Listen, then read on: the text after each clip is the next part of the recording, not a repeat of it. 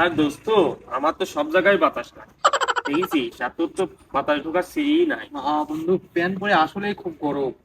সেই গরম করতেছি। আমি আরামে আছি, আমার লুঙ্গি আছে, খুব আরামে আছে।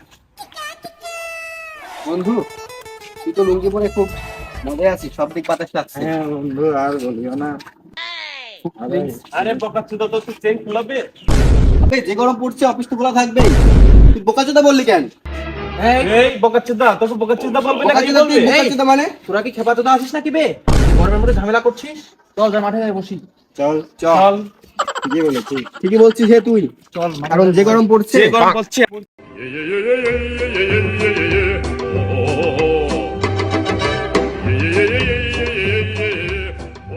বে তোরা তো লুঙ্গি পরে আছিস, তোদের তো পিছন সামনে সব জায়গায় বাতাস লাগছে, আমাদের সব জায়গায় আটকানো দেখছিস? হ্যাঁ বুঝছি, আমাদের কিন্তু একটা আরাম আছে, নিজ দিয়েও বাতাস ঢুকে। আচ্ছা মাঠে গিয়ে বসে সব একটু বাতাস খায়, গরম পড়ছে।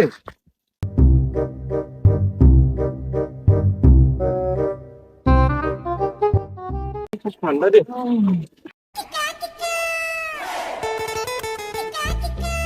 গরমকাল কোনো কাল হলো বে, পানি না খেতে খেতে গা দিয়ে পানি বেরিয়ে যাচ্ছে। তবে তোর কি পাতলা পায়খানা হয়েছে? না বে, গরমে গা দিয়ে ঘাম বেরোচ্ছে। ঠান্ডাকাল আসতে না আসতে লোকজন খেতা কম্বল দান করে। এত দিন হয়ে গেল গরমের, কেউ তো এসি ফ্রিজ দান করলো না। টেবিল ফ্যান হাত পাকা তো দান করতে পারতো বে। এই যা গরম পড়েছে, এই গরমে মুখের কালার আর ইয়ের কালার একই হয়ে যাচ্ছে।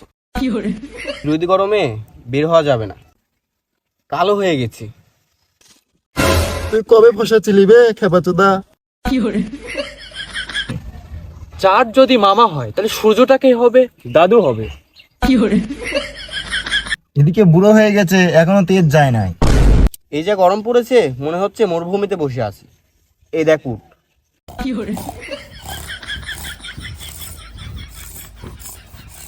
এটা উঠে নাকি?